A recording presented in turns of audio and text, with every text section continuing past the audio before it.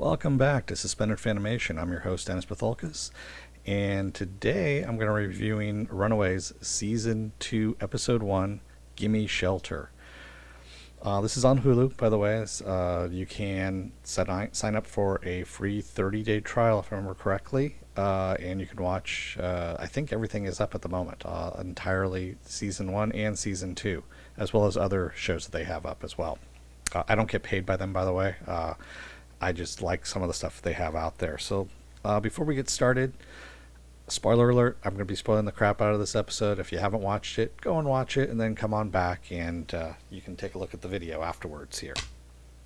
So we picked up where we kind of left off in season 1 with the kids on the run, and you know, they figured out their parents are evil and they don't want anything to do with them. So they've left. They're out on the streets at the moment, which is kind of ironic because the parents run this group called the Pride, which helps homeless kids, and they are now homeless kids themselves. So we have the Pride walking into a press conference. Oh, and by the way, the kids have been framed for the murder of a girl that disappeared, that the parents had actually taken and sacrificed to Jonah. For those of you playing at home here. There's a lot of characters in this show. So we end up seeing the Pride coming into a press conference as they're going into the police station. Their paid for cop, Lieutenant Flores, has picked up some kids. He says he's picked up their kids and found them fairly quickly within 24 hours. They go in, and of course, every single kid in there is not their kid. They look like them. They have the same kind of clothing and things like that, but they're not them. So, of course, the Pride is pissed off at Flores, and they say they're going to take matters into their own hands. The kids, in the meantime, are chasing down some guy that has stolen Chase's gauntlets, as well as all their money as well. He was supposed to be awake on watch, and he wasn't. And this guy on a bike has stolen pretty much everything that they have. And so they're chasing him, and he gets away. And they're, of course, very hungry. They want to get some food. They don't have any cash anymore. This is the cash that Alex had gotten from Darius, who is an old acquaintance of his father, Jeffrey, when he was running with gangs there. So they end up going to a soup kitchen to go get some food. They've realized that's being run by Pride. And they're kind of hesitant to go and get something to eat there because they're like, well, you know, if our parents show up, and they're like, come on, there's all these different locations, they're not going to show up here. And in the meantime, the Pride goes to one of their homeless centers and walks in unexpectedly, and everyone's kind of shocked that they actually remember that the place existed still. And they go back into a conference room in the back, and it turns out that there's a hidden lair there. They had done this for just such an emergency, as a background, as a backup. This is what Tina and Robert Minoru have set up. And so they have a little thumbprint underneath the nest, which I thought was kind of funny. And the windows darken, and the whole wall kind of drops away, and you see all these screens come up. And they're going to start tracking their children using facial recognition that their company Wizard had come up with, or technically Robert had actually come up with. Excuse me. And in the meantime, Alex has gone back for more money from Darius, and Darius basically tells him, he goes, you know what, this time you're going to have to earn it, because you burned through $1,500, and he goes, and you're not going to like what you have to do. So it's very ominous of what he's going to do. The kids, in the meantime, realize that, they see Graciela, who is Molly's aunt, and her last remaining blood relative, go on TV and say that she knows that the Pride are evil and has proof of it. She basically has the videotape that Molly's parents had recorded for her before they died, saying that there's going to be a gigantic earthquake that's going to split California off from the rest of the continent and sink into the ocean, all that kind of stuff. So they are trying to get to Graciela's house before the Pride get to her, and of course they're across town. They're wanted. They know they're wanted, so they steal a car from a valet, get into it, and start heading across town. Without Alex, of course. Alex is with Darius at this point. So Alex actually is taken to this house, and Darius says, "Give me the gun that you got, and that I gave you." So he gives it to him. He goes, "Great. Now it's got your DNA on it, and your fingerprints, and I'm going to use it as leverage." And Alex is like, "What the hell?" And he's like, "You know what?" Darius says, "From the lineage that you came from," he goes, "this is my insurance, just so you don't screw me over," kind of thing. And he brings him into the house, has him wrapped up in plastic, like he's got a raincoat on, and he's carrying plastic wrap. Brings him up to the house, and he goes, "Yeah, your first time is going to be your worst." He goes, "You're really not going to like this." And he brings him into a room, and he goes, "Start painting." He goes, "What?" So yeah, he's basically painting the baby's room for Darius's girlfriend, Tamara's baby that's coming. And yeah, the way he made it sound was like they're basically going to, be cleaning up a crime scene, which of course wasn't going to happen. In the meantime, Gert's parents have gone over to Graciella's house to find out what she knows. And Graciela says, "Oh, you want the evidence? Okay, I'll bring you the evidence." And she comes out, she goes, and she has the tape. And she goes, "Here's the tape." And she throws it into the middle of the room, and she also has a big-ass gun. And she starts loading the gun, shoots the tape. The parents are scrambling. They get what chunks of the tape you could grab, and they're hiding behind the couch as she's reloading. And in walks Tina Minoru with the witch's ring, I guess you can call it. It's basically something from Doctor Strange. This is something from Marvel's Doctor Strange, because this takes place in the Marvel Universe. Just remember all this. And she basically tells Graciela to choke. And Graciela chokes and dies. Yeah. I mean, some pretty brutal stuff. So they clean up the scene and leave Graciela in the kitchen, and the kids show up pretty much afterwards and find her dead, and find a little bit of evidence that the pride was there, because they find the mind erase drug that the Gert's parents were going to use on her, on Graciela, to make her forget the last 24 hours and pretty much anything about the tape. And they find it underneath the couch.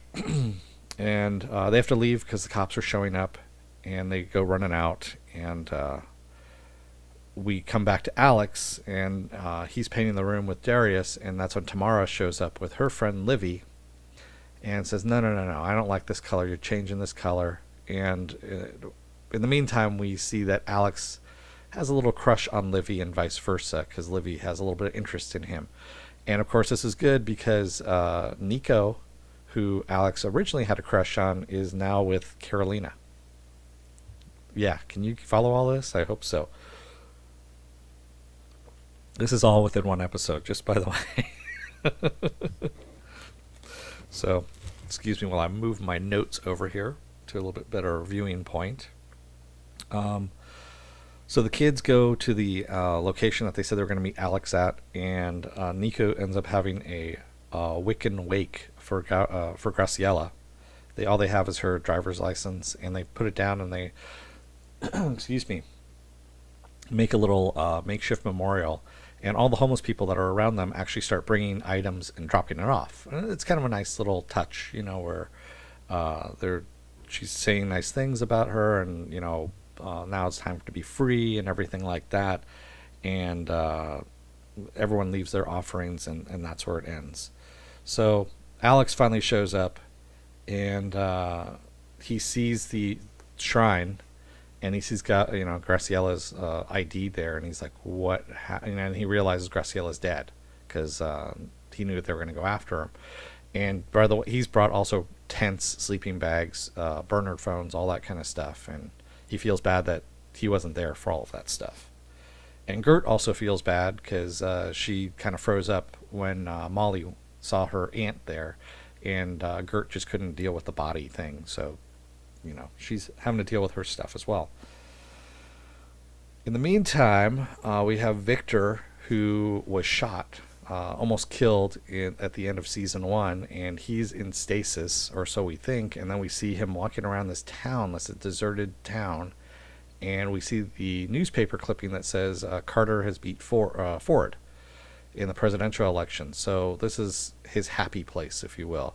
It was the day before his dad left, is what he's telling him. And Jonah shows up, and basically it's this area that his mind can handle so that he can heal while he's in stasis. And Jonah basically tells him, hey, you know what, I need another box for me to heal because that box that you made last time is destroyed. And therefore you're useful. That's why I haven't absorbed you as of yet.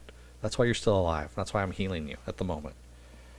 And he goes, yeah, okay, I'm going to do that, but I need some help. You know, I'm going to need some help, is what Victor tells him. So the Pride ends up, in their nice little home away from home, if you will, are talking about how to kill Jonah. And also because now they've looked at the tape that the Hernandezes have left behind and realized that whatever that Jonah has them drilling for under LA is pretty bad. It's the rocks have some properties they don't know about. They don't know what is under there. It talks, all this kind of stuff. And they're like, okay, we can't let this thing out.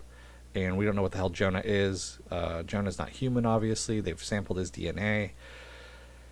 And they can't kill him by conventional means because his DNA self-replicates and heals fairly quickly.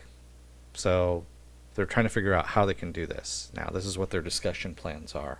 And everyone's on board, including, Leslie, who, her and Jonah was, Jonah was the father of Carolina. So through Leslie, and she's like, yeah, you know what? He never told me the full story either. I'm on board as well.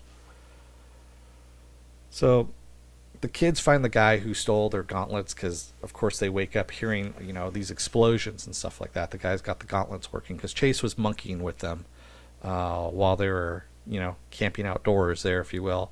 And they run over and see him blowing the crap out of a homeless encampment, unintentionally. He can't control these things at all. And they're trying to get him to get the stuff back. And, of course, he doesn't want to.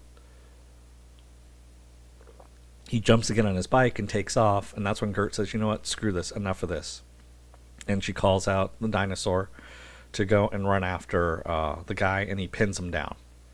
And he's bringing up the gauntlet to go and kill the dinosaur, and she's like, no, and they get the dinosaur off of him. They get the gauntlets back from him. It was kind of a weird little scene, but they're out in the hills, the Hollywood Hills, and we see a skylight that someone has broken through. And Carolina goes down into it, and it looks like a buried mansion, like it's half buried in the hills. And they go down in there, and yeah, it's like a 2-story mansion. It's got these nice sweeping staircases. Everything's covered in cobwebs. No power, of course, to it, but this is their new lair. That's going to be. And that's... and then at the very end there, we see Jonah and Carolina meet.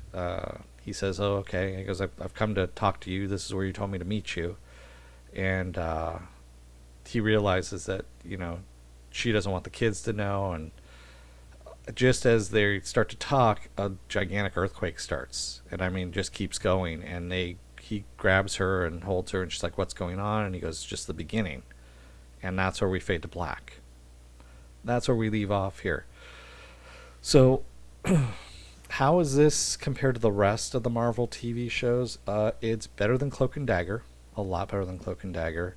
It's still got a lot of teen angst stuff to it, which I don't remember if Jeff Loeb is still associated with this one or not. I don't think he is, thankfully. I think that's pretty much what's hurt a lot of the Marvel TV shows, if you will, is Jeff Loeb's involvement. He's a great writer for other stuff. He's just a horrible showrunner, sorry to say.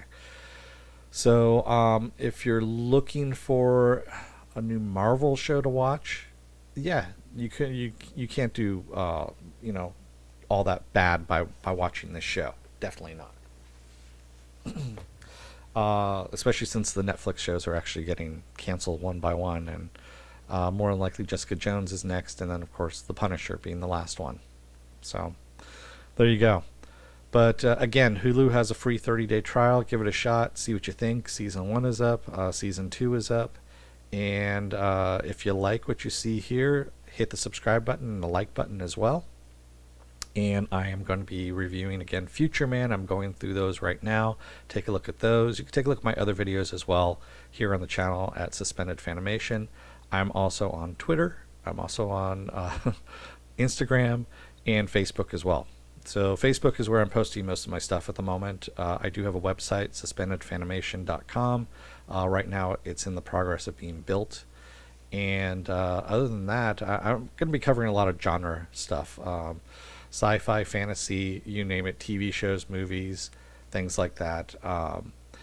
And it's just going to run the gamut of things. So if you like what you see, let me know in the comments what you want to see as well. I'm not going to be covering Doctor Who. I'm not going to be covering Star Trek Discovery. There are plenty of other channels that do that. So those are the only two things I'm pretty much not going to be covering. Other than that, it's pretty much wide open. So thank you for those of you who have subscribed already and have liked and are watching. And I will see you again. And to all of you out there, have a Merry Christmas. And I will talk to you later. Don't let the door hit your ass on the way out.